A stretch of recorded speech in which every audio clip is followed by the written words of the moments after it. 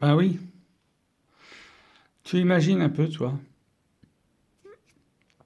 Tu as 17 ans, tu connais pas mal de choses sur l'astronomie, tu connais strictement rien au phénomène OVNI. Je veux dire que je me souviens. Pour moi, j'avais jamais entendu parler de ça. J'étais seul sur ma planète, puisque quand même j'avais cogité les galaxies, plusieurs centaines de milliards d'étoiles, des milliards de galaxies. Ok, mais les distances sont colossales. Et du coup, je me suis dit, la vitesse de la lumière, ben, on est à jamais, comme, comment il s'appelle l'autre là merde, euh, Robinson Crusoe sur son île. Il est à jamais isolé. Pour moi, je pensais que les terriens seraient à jamais isolés dans le système solaire, disons. Hein, qu'ils puissent aller sur Alpha du Centaure, une, deux, trois, une dizaine d'étoiles tout autour, avec beaucoup de temps, beaucoup d'énergie, sans doute. Mais de là à traverser la galaxie, non, c'est strictement impossible. Strictement impossible.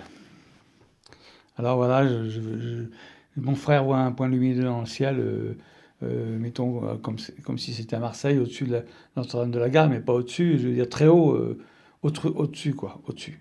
Ça veut dire au-dessus, ça veut dire plein ciel, quoi, plein ciel, voilà, comme ça. Hein. Bon, d'accord. Ah bon, j'avais pas vu ça tout à l'heure parce que j'étais sorti avant, évidemment, puisque je m'étais réveillé, j'avais regardé Sirius, j'avais regardé Saturne, etc. Bon. Le soleil, le jour se levait, se levait, se levait, se levait, se levait, se levait, se levait. Et puis, 5 minutes avant le lever du soleil, exactement 5 minutes, parce que c'est à 7h15. C'était en fait à 8h15 avec les horaires qu'on a maintenant, mais à l'époque, on n'avait pas les horaires. C'est à partir de 1972 on a changé, je crois. On n'avait pas les horaires d'été, et donc c'était 8h15 maintenant, quoi. Et on a vu à 8h10. 8h10, je vois le point lumineux et je me dis, tiens, j'ai pas vu avant. Ah bon? Bon, comme j'avais des notions d'astronomie, etc., je me suis dit, bon, ça veut dire quoi? Ça veut dire que le ballon sonde était déjà là pendant qu'il faisait un peu plus noir, mais comme le soleil était trop bas sur l'horizon, arrête, arrête, arrête, oh putain, oui. Bon, eh bien, le ballon sonde n'était pas éclairé, quoi. Et puis quand le soleil est venu suffisamment avant avant même d'arriver au-dessus de l'horizon, parce que 5 minutes avant, il était encore en dessous, légèrement en dessous, mais il pouvait éclairer le ballon sonde qui était beaucoup plus haut. Hein. Ça fait pareil pour les avions le soir, quand le soleil se couche, là, on peut voir des avions très lumineux, euh, pas quand ils viennent les phares face à nous, là, hein, c'est pas ça que je veux dire, mais dans certaines positions plutôt vers l'arrière-cuisine, je crois que c'est plus facile à voir, ils peuvent être très lumineux, éclairés par le soleil. Donc voilà, ballon sonde. Ou alors supernova, parce qu'à l'époque, je savais ce que c'était qu'une supernova, et j'y ai pensé, j'ai dit, putain, c'était une étoile qui a explosé, on va en entendre parler à la télé, forcément, tu parles. Bon, mais quand même, bon, j'avais envie, mais c'était plus ce balançant qui me trottait dans la tête. Et puis donc, Yannick, le frangin, qui a 13 ans,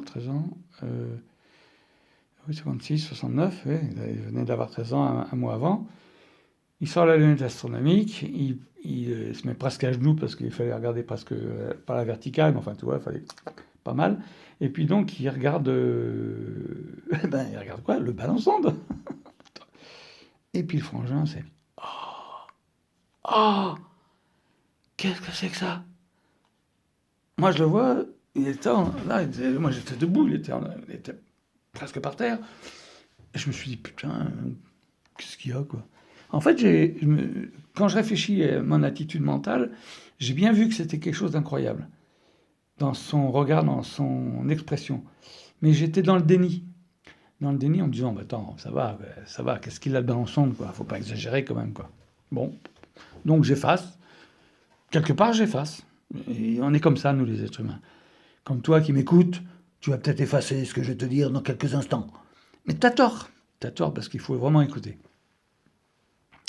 Donc, je vais pointer mes yeux derrière les lunettes et ça va être merde. Oh, putain, ils arrivent. Eh oui, instantanément, tu regardes le ballon sonde et tu dis merde, c'est pas un ballon sonde. Qu'est-ce qu'ils m'ont foutu là? Mais non, c'est pas un ballon-sonde. Forcément, c'est pas un ballon-sonde. Un engin extraterrestre ne peut pas être un ballon-sonde. Et inversement. J'avais un engin technologique, construit par une intelligence. Et cet engin, la forme, sa sustentation sans réacteur, sans hélice, sans être gonflé à l'hélium ou à l'hydrogène, ou voilà, bref. Euh, Ces deux satellites qui tournaient autour, ils passaient par-dessus, disparaissaient et réapparaissaient à gauche, comme ça, deux boules de lumière qui tournaient autour en même temps, tu vois, toi, on fait des trucs comme ça, nous, en ce moment. On fait, même en 1900, en 2019, 50 ans après, on fait des trucs comme ça, nous. Hein. Ben non, on fait rien. Non, ça n'existe pas. Voilà. Déjà, c'est une signature d'une technologie extraordinaire, quoi. Deux boules de lumière qui se baladent alors que l'objet est absolument stable. Il y en a qui m'ont dit, ouais, il y a peut-être un truc qui reliait. Non, non, il n'y avait rien qui... Enfin, il y avait un truc qui reliait, mais une énergie inconnue. Par contre, il n'y avait rien qui reliait les satellites qui tournaient autour, comme ça. Non, il n'y avait rien du tout. Bon. Et après, je me dis, non, mais ils n'arrivent pas là. S'ils arrivent, c'est qu'ils étaient déjà là avant. C'est-à-dire qu'ils étaient là la veille, enfin pas au-dessus de Nantes, mais sur Terre. Et ils étaient là la veille, c'était la semaine d'avant, le mois d'avant, l'année d'avant, la décennie d'avant, le siècle d'avant. Ils sont là depuis longtemps, quoi. Ils sont là depuis longtemps. Peut-être 1 million, 10 millions d'années, qui surveillent ce qui se passe sur la Terre, tu vois.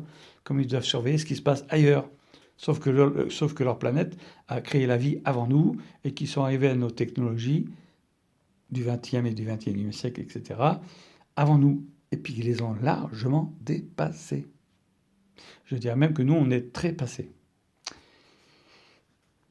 Voilà, donc ça fait que ça fait longtemps qu'ils sont là. Alors quand j'ai dit il y a fait longtemps qu'ils sont là, ça veut dire que si moi j'en vois un, ça veut dire que d'autres en ont vu, quoi. Et pourquoi que je le sais pas? Pourquoi que je le sais pas? Pourquoi que personne ne le sait? Pourquoi que c'est pas une connaissance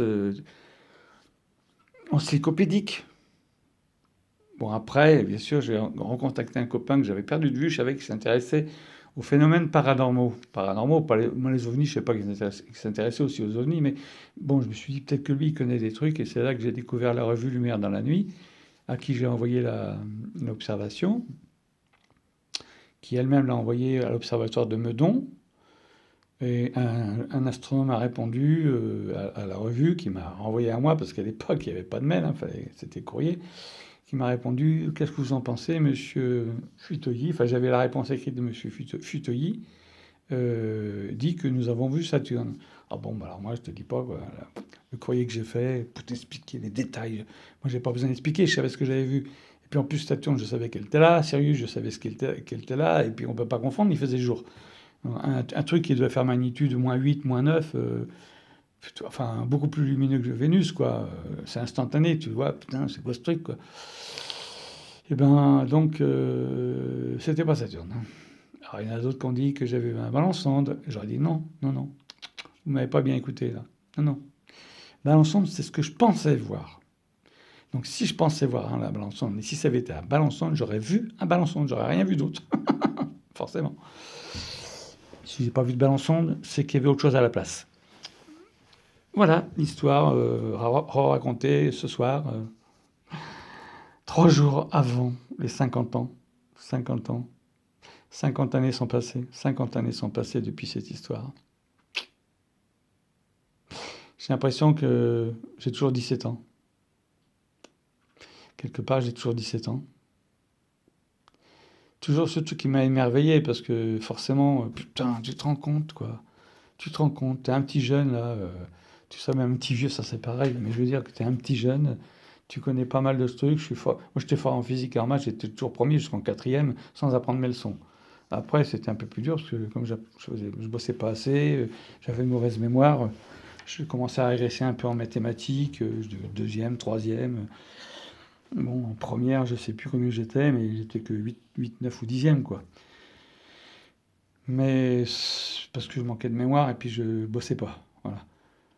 Mais jusqu'en cinquième, quatrième, j'étais premier de la classe. C'était facile pour moi. C'était facile, c'est comme ça. Alors donc, j'avais des notions physiques faciles dans l'esprit. Alors c'était encore plus facile pour moi de comprendre. Ceci dit, n'importe qui aurait vu ça, à moins d'avoir un court-circuit mental dans le sens que il verrouille, il veut pas savoir, tu vois, il fait un déni comme moi, comme mon frère a ouvert la bouche, j'avais l'impression que sa bouche tombait par terre, tu sais, comme dans une BD, tu vois, c'est oh, la mâchoire qui dégringole, qui se détache, qui tombe par terre. L'expression de l'émotion de mon frère, je l'ai ressenti comme ça, comme dans une BD, un truc exagéré. Mais j'ai été dans le déni, pour parler du déni. J'ai dit non, ça va, ça va, qu'est-ce qu'il a dans ensemble, quoi. Donc, il y a moins de gens qui soient un peu dans le déni, de voir un objet eux-mêmes, et puis qu'il y a un truc dans leur conscience, non, non, non, non, j'ai rien vu, tu vois, j'ai rien vu, ça peut arriver, hein. Mais la plupart des gens ben, vont comprendre tout de suite de quoi ils retournent. Voilà. Donc là, c'est jour J-3 des 50 ans. Finalement, qu'est-ce qu'on fout d'une vie, quoi? Je suis là ce soir, l'instant présent, je suis dans l'instant présent de cette vidéo. Pardon, et rien d'autre, c'est tout. Mais la vie existe dans l'univers. On est capable de se déplacer plus vite que la lumière, parce qu'ils ne pourraient pas venir là s'ils n'allaient pas plus vite que la lumière, c'est certain.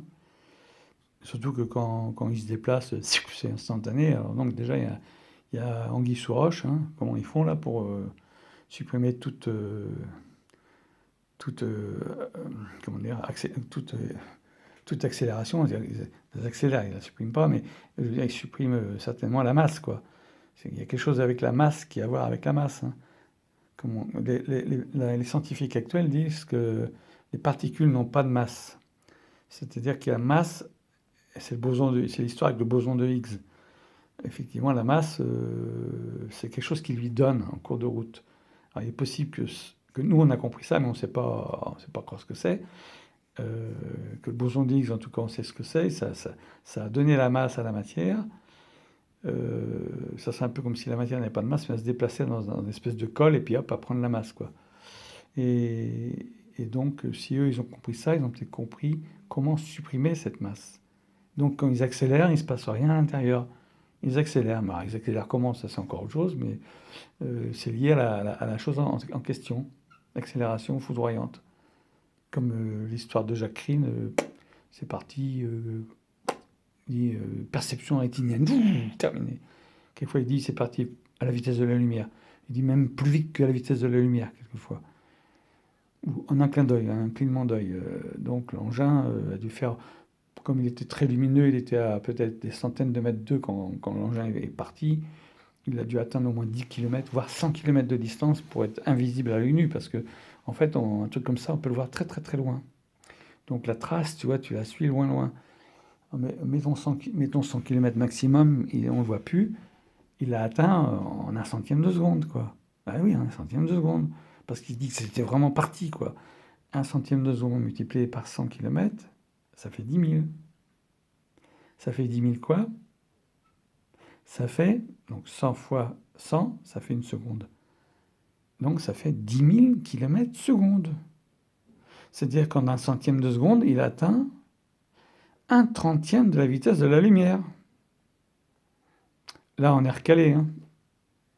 On peut aller se rhabiller, nous, avec nos technologies. Non, il y a quelque chose qui cloche, là. Enfin, pour nous, pas pour eux. Voilà. OVNI soit qui mal y pense.